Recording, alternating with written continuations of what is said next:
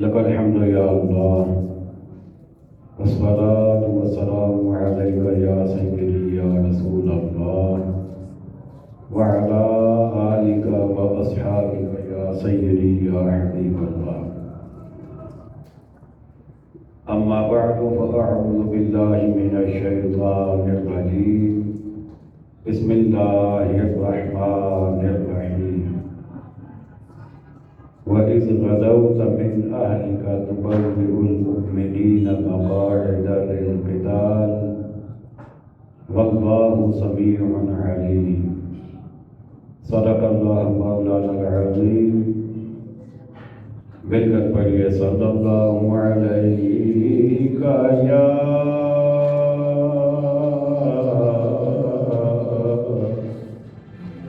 رسول اللہ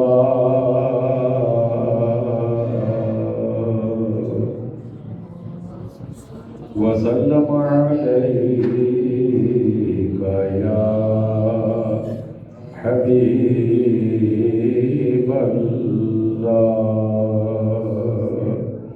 پھر پڑھیے صلی اللہ علیہ یا رسول اللہ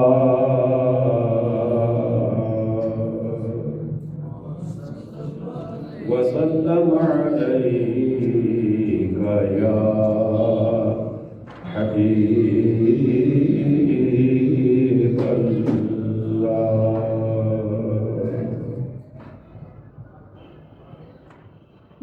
واجب صد عظیم سامعین ذی وقار، حاضرین محفل، عشاقان مصطفیٰ کریم علیہ الصلاۃ والسلام، جان نثاران صحابہ کرام، محبان اہل بیت اعظام اور عقیدت مندان اولیاء کرام،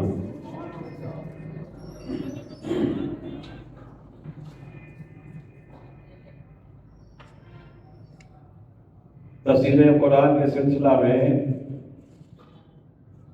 آج ہم نے چوتھے پارے کا رکوع نمبر 4 سیکھنا ہے اور پڑھنا ہے. دعا گو رہے خالق کائنات حق بات کہنے کی، سننے کی، سمجھنے کی، عمل کرنے کی اور آگے پہنچانے کی توفیق عطا فرمائے. ارشاد ربانی ہے وَإِذْ غَدَوْتَ مِنْ أَهْلِكَ، اور یاد کرو اے محبوب جب تم صبح کو اپنے دولت خانہ سے برآمد ہوئے. تبوئ المؤمنین مقاعد للقتال، مسلمانوں کو لڑائی کے مورچوں پر قائم کرتے ہوئے. اس آیت مبارکہ میں جنگ احد کا تذکرہ ہے اور نبی کریم علیہ السلام کو رب تعالی یاد دلا رہا ہے. اور یہ بات متعدد بار آپ سماعت فرما چکے ہیں کہ یاد اسی کو کروایا جاتا ہے جس کے سامنے کوئی واقعہ ہوا ہو، جو موقع پر موجود ہو، جس کا مشاہدہ میں ہو، جس نے دیکھا ہو، جس نے سنا ہو، اسی کو یاد کروایا جاتا ہے. اور یہ ایک محبت کا انداز ہے، ورنہ اللہ تعالیٰ یوں بھی کہہ سکتا تھا کہ اے محبوب تم نے اپنے غلاموں کو جنگ کے لیے تیار کیا لیکن ساتھ اس کا لفظ استعمال کر کے اس طرف توجہ دلانا یہ ایک محبت کی علامت ہے۔ اور یہ بات آپ یقیناً جانتے ہوں گے کہ جب اہل ایمان مکہ المکرمہ کو چھوڑ کر مدینہ طیبہ تشریف لے گئے، آقا کریم علیہ السلام کے حکم پر اور آقا علیہ السلام اللہ کے حکم پر جب ہجرت فرما کر مدینہ طیبہ پہنچے، مشرکین مکہ کو، کفار مکہ کو بڑی تکلیف تھی اس بات کی کہ مسلمان جب تک یہاں تھے ہم انہیں پریشان کرتے، انہیں تنگ کرتے، ان کے دین کو ہم پھلنے پھولنے سے روکتے تھے۔ اب وہاں جا کر تو دین بہت زیادہ پھیلنے لگ گیا، تو انہوں نے یہ ارادہ کیا کہ وہاں جا کر بھی مسلمانوں کو روکا جائے دین پھیلانے سے، اور مختلف ہیلوں بہانوں سے وہ اس کی کوششیں کرتے رہتے، اور بالآخر انہیں ایک بہانہ مل گیا۔ 2 ہجری کو ان کا ایک قافلہ جو شام سے تجارت کر کے آ رہا تھا، انہیں پتہ چلا کہ مسلمان اس قافلے کو روکنے والے ہیں، اس کی حفاظت کے لیے نکلے، لیکن قافلہ بچ بچا کے نکل گیا۔ انہیں خبر مل گئی کہ قافلہ ہمارا سلامتی سے وہاں سے نکل آیا ہے، لیکن اس کے باوجود ابو جہل نے کہا نہیں، ہم تو جائیں گے اور ہم مسلمانوں سے جنگ کر کے انہیں ختم کر کے واپس لوٹیں گے۔ تو 2 ہجری کو جنگ بدر ہوئی، اور اس جنگ میں کافروں کے بڑے بڑے سردار جہنم رسید ہو گئے، جن میں ابو جہل بھی تھا، عتبہ بھی تھا، شیبہ بھی تھا، جہنم رسید ہو گئے۔ اب کافروں نے، اور انہیں شکست بھی ہوئی، ان کے بندے بھی مارے گئے، ان کے بہت سارے بندے جو ہیں وہ قیدی بھی بنا لیے گئے۔ اب انہوں نے پھر ارادہ کیا کہ ہم مسلمانوں سے اپنی شکست کا بدلہ لیں گے، تو انہوں نے 3 ہجری کو پھر حملہ کرنا چاہا اہل ایمان پر۔ میرے آقا علیہ السلام کو جب پتہ چلا تو آپ نے انصار اور مہاجرین کی میٹنگ کال کی، انہیں بلایا مشورہ کے لیے۔ عبداللہ بن ابی بن سلول جو منافقین کا سردار تھا، بظاہر اہل ایمان میں شامل تھا لیکن اندر سے پکا منافق تھا، اسے بھی پہلی بار مسلمانوں کی محفل میں آ کر مشورہ دینے کا موقع ملا، تو اس نے اور اس کے ساتھیوں نے اور کچھ صحابہ کرام نے یہ مشورہ دیا کہ مدینہ طیبہ کے اندر رہ کر جنگ کی جائے اور مدافعانہ رویہ اختیار کیا جائے، یعنی وہ حملہ کریں، ہم ان کے حملے کو روکیں گے، بس ہم ان پہ حملہ نہ کریں اور رہیں بھی مدینہ کے اندر، باہر بھی ہم نہ جائیں۔ لیکن کچھ صحابہ کرام جو نوجوان تھے، انہوں نے آقا علیہ السلام سے کئی بار یہ گزارش کی کہ آقا ہم مدینہ سے باہر نکل کر کھلے عام کافروں کا مقابلہ کرنا چاہتے ہیں، تاکہ ان پر ہمارا رعب اور ہمارا دبدبہ قائم ہو۔ وہ یہ نہ کہیں کہ یہ تو گھروں سے نکلے ہی نہیں ہیں، یہ تو شہر سے نکلے ہی نہیں، جبکہ آقا علیہ السلام کی اپنی مرضی بھی یہی تھی کہ مدینہ شریف کے اندر رہ کر مقابلہ کیا جائے۔ لیکن ان نوجوانوں کے جذبے کو دیکھ کر آقا علیہ السلام نے ان کی بات کو تسلیم کیا اور آپ نے اپنے گھر تشریف لے گئے۔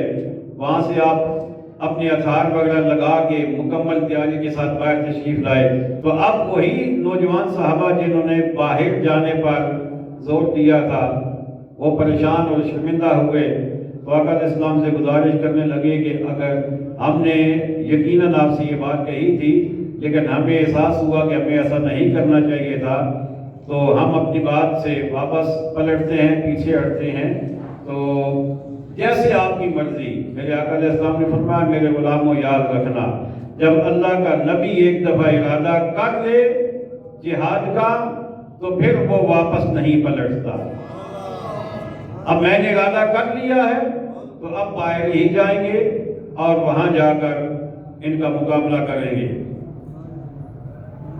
اب ہوا یہ کہ مدینہ شریف سے 3-4 کلومیٹر کے فاصلے پر اود پہاڑ ہے، تو اس کے دامن میں آقا علیہ السلام تشریف لے گئے۔ کفار پہلے سے آ کر وہاں موجود تھے، کفار مکہ جو ہیں یہ بدھ اور جمعرات کو وہاں پہنچ گئے تھے۔ شوال کا مہینہ تھا، 3 ہجری کا مہینہ، 3 ہجری کا سال تھا، وہ پہلے آ کر پہنچ گئے۔ آقا کریم علیہ السلام نے جمعہ پڑھایا، جمعے کے بعد آپ نے تیاری فرمائی، اور پھر اس طرح آقا علیہ السلام اتوار کے روز 15 شوال 3 ہجری کو آپ اس میدان میں پہنچے، بدر کے دامن میں، بلکہ احد کے دامن میں پہنچے۔ جب وہاں پہنچے تو آقا علیہ السلام نے ایک دیکھا کہ ایک چھوٹی سی پہاڑی ہے، تو آقا علیہ السلام نے حضرت عبداللہ بن جبیر رضی اللہ تعالیٰ عنہ کو 50 تیر اندازوں کے ساتھ اس پہاڑی پر مقرر فرمایا کہ میرے غلاموں حالات کچھ بھی ہوں، ہم جیتیں یا ہاریں، لیکن جب تک میں تمہیں نہ کہوں تم نے یہاں سے نیچے نہیں اترنا، ورنہ دشمن دوسری سائڈ سے آ کر ہم پر حملہ کر دے گا اور ہمیں نقصان ہوگا۔ صحابہ کرام نے کہا جی آقا جیسے آپ کا حکم۔ اب ہوا یہ کہ پہلے ہی حملے میں مسلمانوں نے کافروں کو بھگا دیا، حالانکہ ان کی تعداد بہت زیادہ تھی، جبکہ مسلمانوں کی تعداد 1000 تھی، اور وہ بھی ان میں سے بھی 300 منافق عبداللہ بن ابی کے جو چیلے چاٹے تھے، اسے باقاعدہ پلاننگ کی تھی کہ جب جنگ شروع ہو تو تم نے فوراً واپس بھاگ پڑنا ہے، اور تم نے کہنا ہے کہ ہم نہیں لڑیں گے کیونکہ ہماری بات نہیں مانی گئی۔ تو اس طرح مسلمان کمزور ہو جائیں گے اور کئی اور بھی ہمارے ساتھ آ جائیں گے، اور اس طرح مسلمانوں کو نقصان ہوگا تو ہماری ان سے جان چھوٹ جائے گی۔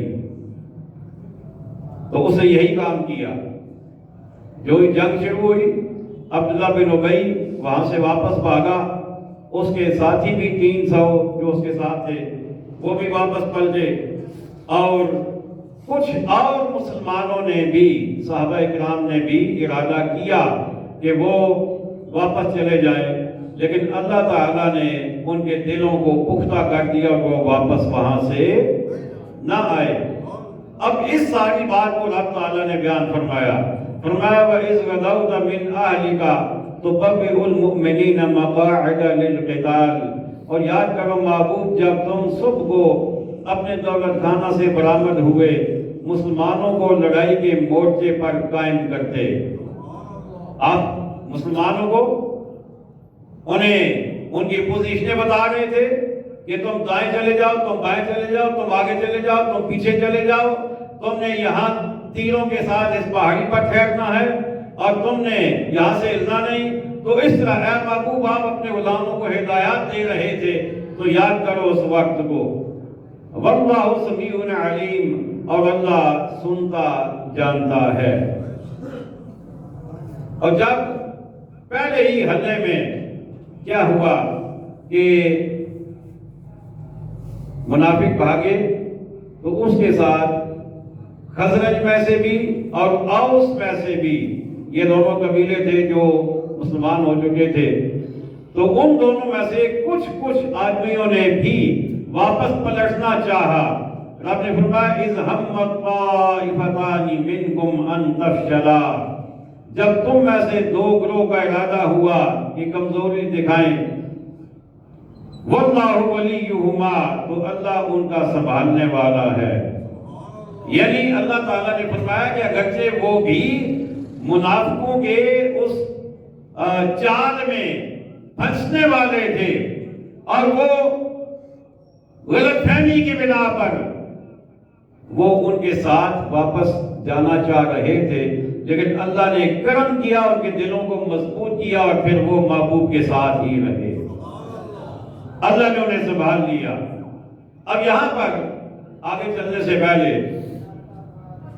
ہم چونکہ اللہ کے فضل سے صحابہ کرام سارے صحابہ کا احترام کرنے والے ہیں، ہم سب صحابہ کا دل و جان سے احترام کرتے ہیں، ہم صحابہ کی تنقید نہ کرتے ہیں نہ برداشت کرتے ہیں، اور یہی ہمیں تعلیم ہے، یہی قرآن ہمیں سکھاتا ہے۔ اب دیکھیں یہاں پر قرآن نے یہ تو کہا کہ صحابہ کرام میں سے دو گروہوں نے بھی ارادہ کر لیا تھا وہاں سے واپس پلٹنے کا، لیکن قرآن نے یہ نہیں کہا کہ ان پر اللہ نے ناراضگی کا اظہار کیا، اللہ نے ان پر غصہ کیا، اللہ نے انہیں کوئی وعید سنا دی یا اللہ نے انہیں نافرمان قرار دے دیا، ایسا کچھ بھی نہیں، بلکہ رب نے فرمایا کہ ارادہ انہوں نے کر لیا تھا لیکن اللہ نے فوراً انہیں سنبھال لیا۔ تو اس کا مطلب یہ ہے کہ اللہ تعالیٰ بتانا ہمیں یہ چاہتا ہے کہ محبوب کے غلام ہیں،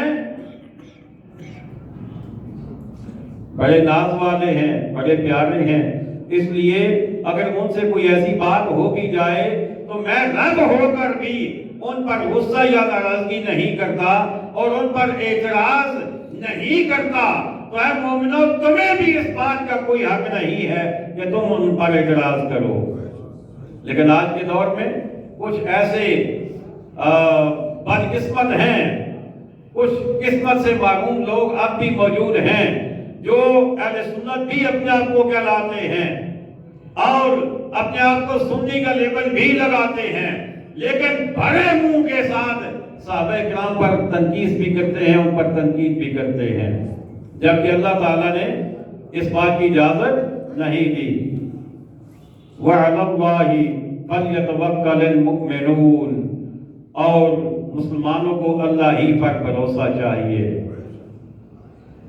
وَلَقَدْ نَصَرَكُمُ اللَّهُ بِبَدْرٍ وَأَنْتُمْ أَذِلَّةٌ، اب اللہ تعالیٰ جنگ بدر کی جانب ہماری توجہ دلا رہا ہے، اور بظاہر کتاب صحابہ کرام کو ہے اور یہ باتیں ہم تک پہنچائی جا رہی ہیں، اور صحابہ کرام پر جنگ بدر میں اللہ نے جو جو احسانات کیے تھے اللہ وہ احسانات گنوا رہا ہے تاکہ ان کے ذہنوں میں احسانات تازہ رہیں، اس لیے یہ میرے شکر گزار بھی ہر دم رہیں۔ تو فرمایا وَلَقَدْ نَصَرَكُمُ اللَّهُ، اور بے شک اللہ نے تمہاری مدد کی، بدر میں، وَأَنْتُمْ أَذِلَّةٌ، جبکہ تم بے سر و سامان تھے۔ اے میرے محبوب کے غلاموں، تم تعداد میں بھی کم تھے، تمہارے پاس اسلحہ بھی کم تھا، تمہارے پاس گھوڑے بھی کم تھے، تمہارے پاس تلواریں بھی کم تھیں، تمہارے پاس نیزے بھالے بھی کم تھے، ہر لحاظ سے تم بے سر و سامان تھے، لیکن اللہ نے بدر میں تمہاری مدد کی، اللہ نے بدر میں تمہاری مدد کی۔ فَاتَّقُوا اللَّهَ، تو اللہ سے ڈرو، لَعَلَّكُمْ تَشْكُرُونَ، کہ کہیں تم شکر گزار ہو۔ ہر دم اللہ سے ڈرتے رہو تاکہ تم اللہ کا شکر ادا کر سکو۔ اچھا، پھر اللہ نے مدد کیسے کی اور اس مدد کی بات اللہ نے ہم تک کیسے پہنچائی، صحابہ کرام تک کیسے پہنچائی؟ فرمایا اِذْ تَقُولُوا لِلْمُؤْمِنِينَ أَلَنْ يَكْفِيَكُمْ أَنْ يُمِدَّكُمْ رَبُّكُمْ بِثَلَاثَةِ آلَافٍ مِّنَ الْمَلَائِكَةِ مُنزَلِينَ، فرمایا جب اے محبوب تم مسلمانوں سے فرماتے تھے کیا تمہیں یہ کافی نہیں کہ تمہارا رب تمہاری مدد کرے 3000 فرشتے اتار کر؟ اب اللہ تعالیٰ یہاں یہ بتا رہا ہے کہ اے مومنو، میں نے تمہاری مدد کی اور میں نے تمہاری مدد کے لیے 3000 فرشتوں کو نازل کیا۔ جنگ بدر میں کتنے فرشتے؟ 3000۔ اس آیت کے مطابق آگے چلیں گے، پھر اگلی بات کریں گے، لیکن اس آیت کے مطابق اللہ نے 3000 فرشتے نازل کیے اہل ایمان پر۔ اور پھر رب نے یہ خبر جو ہم تک پہنچائی ہے، فرمایا استقول للمؤمنین، اے محبوب جب تم مسلمانوں سے فرماتے تھے، یعنی اللہ احسان بھی کرتا ہے مومنوں پر، ان کی مدد بھی فرماتا ہے، اور وہ باتیں اپنے محبوب کی زبانی ہم تک پہنچاتا ہے تاکہ اہل ایمان اللہ کا بھی شکر ادا کریں اور اس کے محبوب کی عظمتوں کو بھی مانتے چلے جائیں۔ حالانکہ اللہ تعالیٰ یوں بھی کہہ سکتا تھا کہ میں نے تمہاری مدد کی 3000 فرشتوں سے، لیکن ساتھ محبوب کا ذکر بھی اللہ تعالیٰ چلا رہا ہے تاکہ اہل ایمان کہیں محبوب سے غافل نہ ہو جائیں۔ اب دوسری بات اس آیت کریمہ سے جو ثابت ہوتی ہے وہ یہ ہے کہ بعض لوگوں کا نظریہ ہے کہ اللہ کے بغیر کوئی مدد نہیں کر سکتا، اللہ کے بغیر کوئی مدد نہیں کر سکتا، یہ بعض لوگوں کا نظریہ ہے، جبکہ قرآن یہ کہہ رہا ہے، اللہ یہ فرما رہا ہے کہ ہاں مدد تو میں نے ہی کی، لیکن میں نے سبب فرشتوں کو بنا دیا۔ میں نے سبب، مجھے بولیے نا، فرشتوں کو بنا دیا، فرشتے سبب بن گئے، میں نے انہیں مدد کے لیے بھیج دیا۔ اچھا اب اگلی آیت سنیے، بلا، ہاں کیوں نہیں، ان تصبروا وتتقوا، اگر تم صبر کرو اور تقوی اختیار کرو، وَيَأْتُوكُم مِّن فَوْرِهِمْ هَٰذَا، اور کافر اسی دم تم پر آ پڑے، یمددکم ربکم، تمہارا رب تمہاری مدد فرمائے گا، بِخَمْسَةِ آلَافٍ، 5000 فرشتوں سے، بِخَمْسَةِ آلَافٍ مِّنَ الْمَلَائِکَةِ، 5000 فرشتوں سے، مصومین جو نشان والے ہوں گے، جن کو اللہ کوئی مخصوص علامت عطا فرما دے گا۔ اب پیچھے 3000 کا ذکر تھا، اب 5000 کا ہے، تو اس کا مطلب یہ ہوا کہ پہلے 3000 آئے، پھر اللہ نے 2000 اور بھیج کر 5000 مکمل کر دیے۔ 5000 مجھے بولیے نا، مکمل کر دیے۔ 5000 فرشتے آ گئے اہل ایمان کی مدد کے لیے۔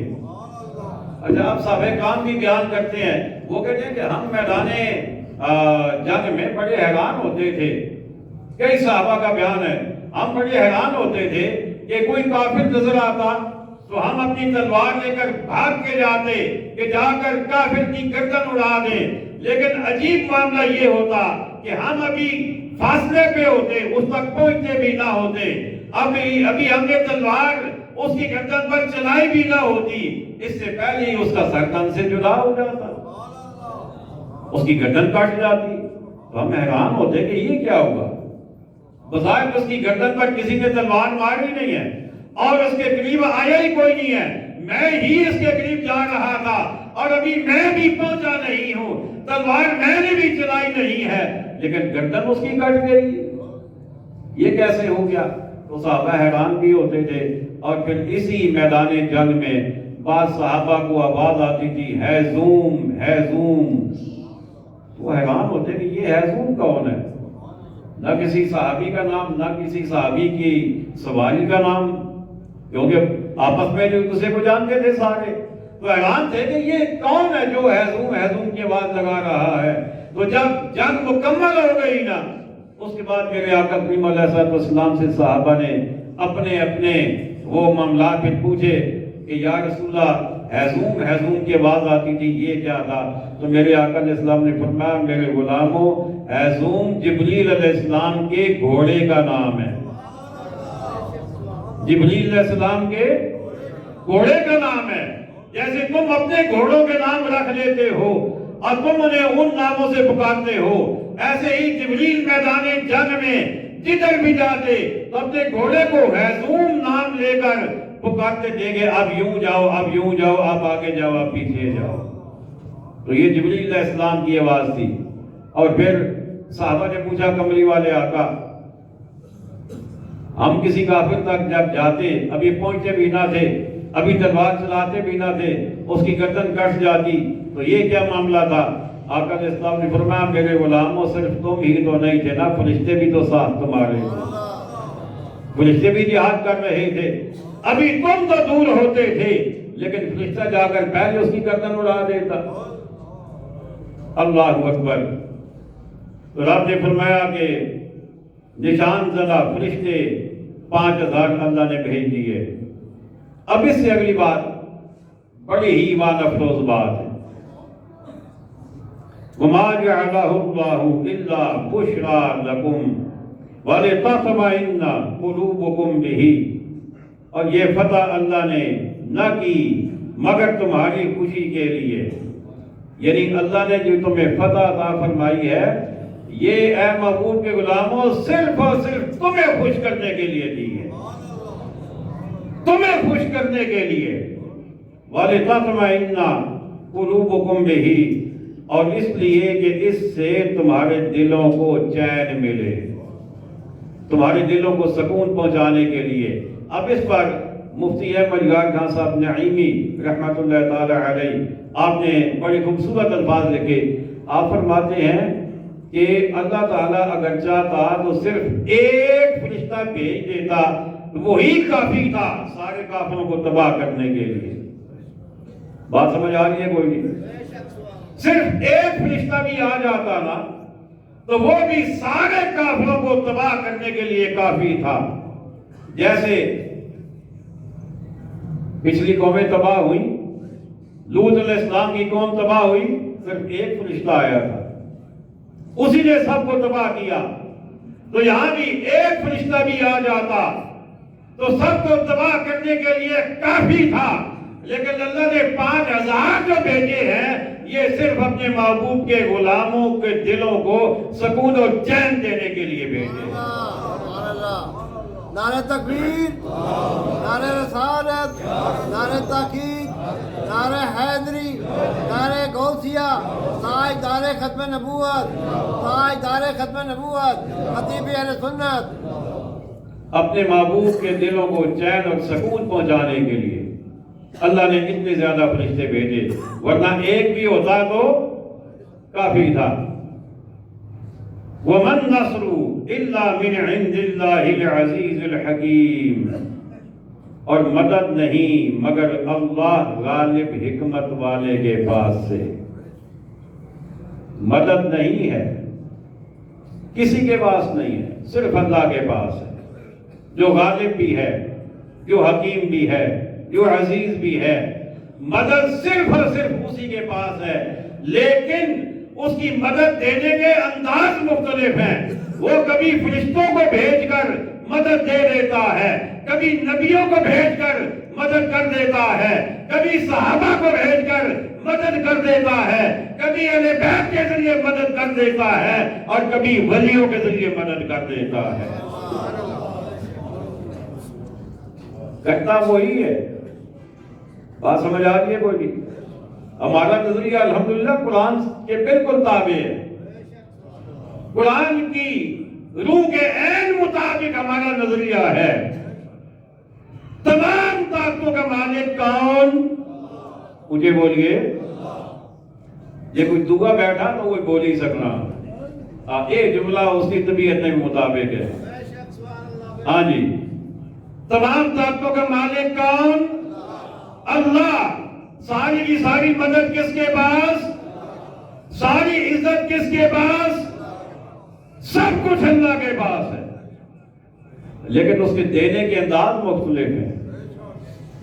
کبھی درمیان میں فرشتوں کو لے آتا ہے، کبھی درمیان میں نبیوں کو لے آتا ہے، کبھی درمیان میں صحابہ کو لے آتا ہے، کبھی درمیان میں اہل بیت کو لے آتا ہے، کبھی درمیان میں اولیاء اللہ کو لے آتا ہے، تاکہ دنیا والوں کو پتہ چل جائے اگر اللہ کے محبوب بننا چاہتے ہو تو اللہ کے پیاروں سے بھی اپنی عقیدت رکھو۔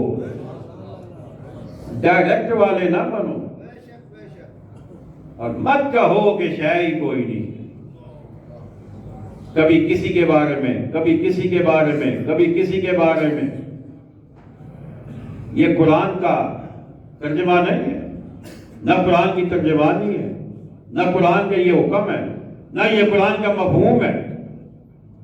سب طاقتیں اللہ کے پاس، لیکن وہ اپنے بندوں کے، اپنے پیاروں کے وسیلے سے عطا فرماتا ہے۔ اللہ اکبر۔ لِيَقْطَعَ طَرَفًا مِّنَ الَّذِينَ كَفَرُوا، اس لیے کہ کافروں کا ایک حصہ کاٹ دے، یعنی اللہ اس لیے یہ سارے انتظامات اللہ نے فرمایا فرشتوں کو بھیجا مدد کی، تاکہ کافروں کی کمر توڑ دے، کافروں کو آپس میں ٹکڑے ٹکڑے کر دے اور انہیں منتشر کر دے، ان کے اندر تفرقہ ڈال دے۔ او یکبتہم، یا انہیں ذلیل کرے، فینقلبوا خائبین، اور وہ نامراد ہو کر لوٹ جائیں۔ اور اس دفعہ بھی پھر ہوا وہی کہ جیسے جنگ بدر میں کافر نامراد ہو کر لوٹے تھے، جنگ احد میں بھی کافر نامراد ہی ہو کر لوٹے تھے، نامراد ہو کر لوٹے تھے۔ اللہ اکبر۔ اور پھر اللہ نے کیا فرمایا؟ لَيْسَ لَكَ مِنَ الْأَمْرِ شَيْءٌ أَوْ يَتُوبَ عَلَيْهِمْ أَوْ يُعَذِّبَهُمْ فَإِنَّهُمْ ظَالِمُونَ۔ اب یہ آیت کریمہ جو ہے، اس کا نمبر بھی ذہن میں رکھ لیں، سورہ آل عمران ہے، آیت نمبر 128 ہے، 128۔ یہ آیت دوسرا ٹپر بہت زیادہ پڑھتا ہے، اور وہ پتہ ہے کیوں پڑھتے ہیں؟ نبی کے پاس کوئی اختیار نہیں، اس بات کو ثابت کرنے کے لیے اس آیت کو بہت زیادہ پڑھتے ہیں کہ نبی کے پاس کوئی اختیار نہیں۔ لیکن ہم نے قرآن ہی سے پوچھنا ہے، قرآن ہی کو سمجھنا ہے۔ ہوا یہ کہ آقا علیہ السلام کے پاس کچھ لوگ آ گئے، انہوں نے کہا جی کہ بیر معونہ ایک کنویں کا نام ہے، بیر کہتے ہیں کنویں کو، معونہ اس کا نام تھا، تو انہوں نے کہا وہاں پر ہمیں کچھ قاریوں کی ضرورت ہے، قاری قرآن پڑھنے والے، قرآن سمجھانے والے ہمارے ساتھ بھیجیں، وہ وہاں جائیں گے تو لوگوں کو تبلیغ کریں گے، لوگوں کو دین سکھائیں گے۔ آقا علیہ السلام نے 70 قرآ ان کے ساتھ بھیج دیے، 70 قاری بھیج دیے۔ اب انہوں نے وہاں جا کر، تھے وہ منافق، بے دین تھے، انہوں نے وہاں جا کر ان سارے قاریوں کو شہید کر دیا، 70 کے 70 شہید کر دیے۔ جب آ کر، اچھا ایک بات تو یہاں تک، یہاں پر بعض لوگ پھر پتہ کیا کہتے ہیں، نبی کو غیب کا علم ہوتا تو نبی بھیجتا، کیوں بھیجا نبی نے؟ اس لیے کہ غیب کا علم نہیں تھا، ورنہ اگر نبی کو پتا ہوتا تو نبی کبھی نہ بھیجتا۔ تو اس پر پھر ہمارا سوال یہ ہے کہ کیا اللہ کو بھی نہیں پتا تھا کہ ایسا ہوگا؟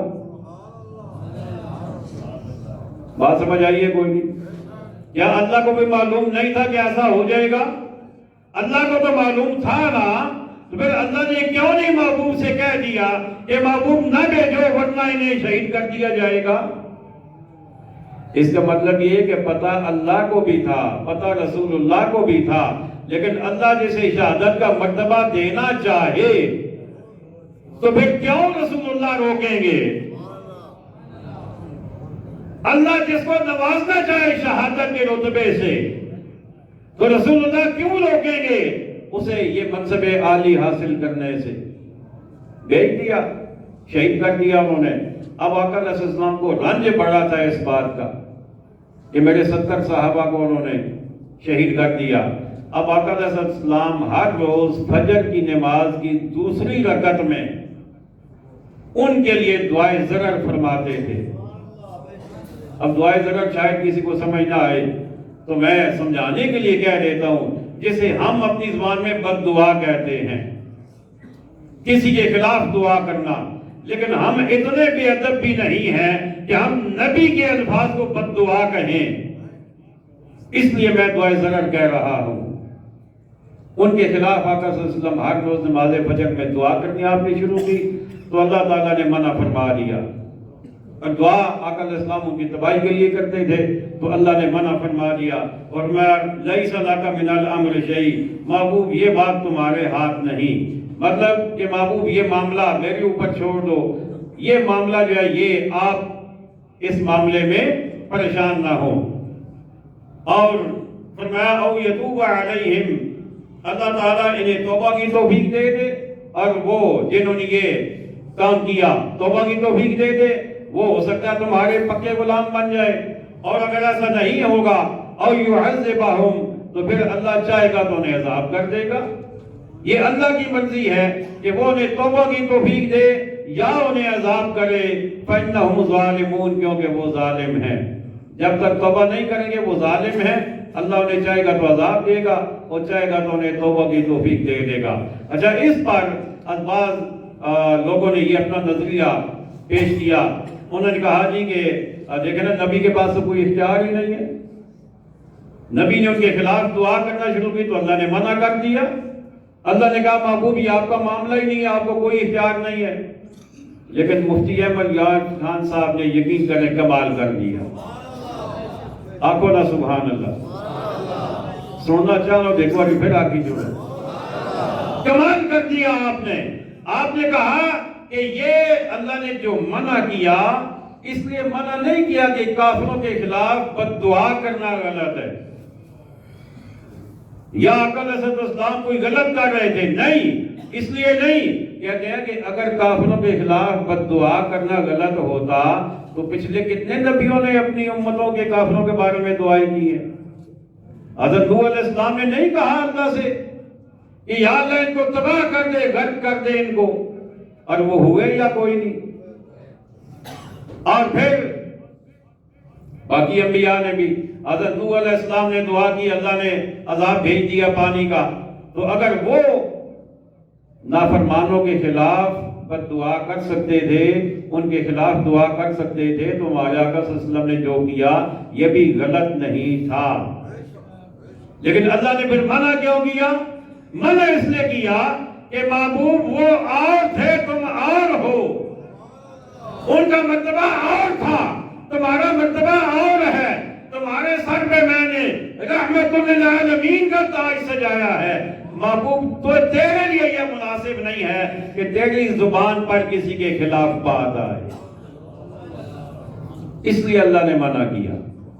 یہ محبوب وہ کرتے رہے، اجازت تمہیں بھی ہے، لیکن تمہاری شان اس سے بہت اونچی ہے، تمہارا مرتبہ بہت اونچا ہے.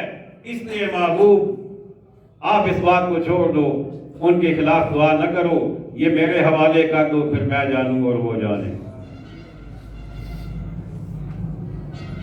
وَلِلَّهِ مَا فِي السَّمَاوَاتِ وَمَا فِي الْأَرْضِ، اور اللہ ہی کا ہے جو کچھ آسمانوں میں ہے اور جو کچھ زمین میں ہے. يَغْفِرُ لِمَن يَشَاءُ، جسے چاہے بخشے، وَيُعَذِّبُ مَن يَشَاءُ، اور جسے چاہے عذاب کرے. وَاللَّهُ غَفُورٌ رَحِيمٌ، اور اللہ بخشنے والا مہربان ہے. اللہ کریم ہمیں عقائد صحیحہ اور اعمال صالحہ کی توفیق عطا فرمائے. وَمَا عَلَيْنَا إِلَّا الْبَلَاغُ الْمُبِينُ.